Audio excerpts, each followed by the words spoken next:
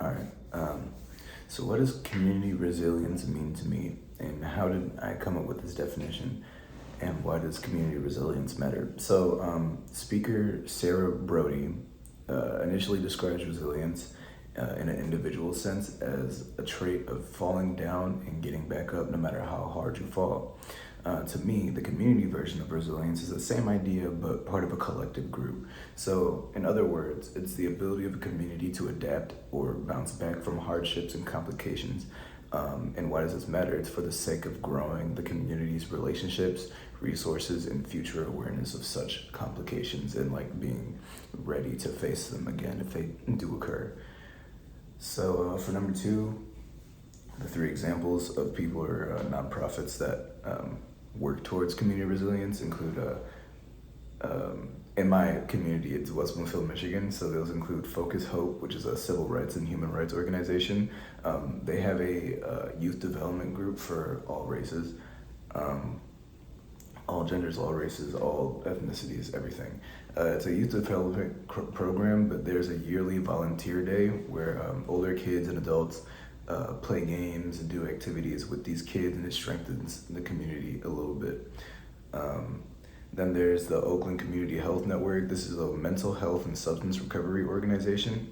They've come to my high school, West Bloomfield High School, on many occasions for seminars discussing mental health with teenagers, which can lead to substance abuse, as we know, and they just help teach us instead of lecture us about those hardships of coming over substance abuse if it does happen, or coming over depression, or those types of things. And then finally, William M.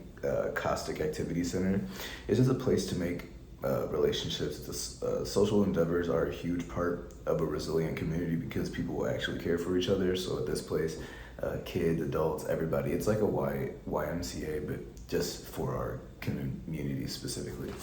All right, number three, how do you become more comfortable with being challenged? So this is something I struggle with a little bit, but still I see that confidence and obviously word of the day, resilience, do play a huge factor in this. Being able to listen to a counterpoint or see a problem and calmly state a response is key to being comfortable with a challenge or any conflict, because you're able to adapt to the situation instead of just running through it or running away from it.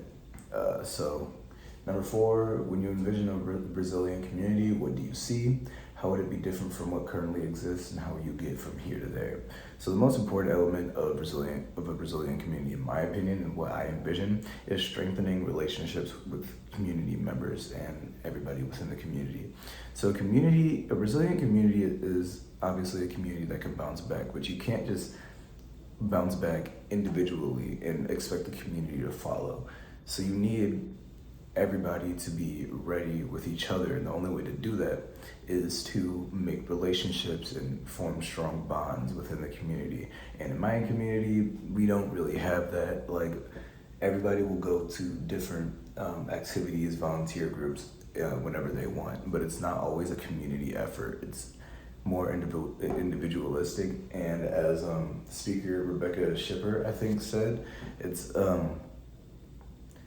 if you only go to your self-care state or that individual resilience and hope if the community let you down, or the community lost that hope or resilience, which kind of is what played into my community. So how I get from here to there with my community, I think we need, and I could lead this, I think we need to just have more community gatherings or like cookouts or just anything to help get the community together, because I think everybody needs to know who's in that community, who's there, so we can strengthen those bonds.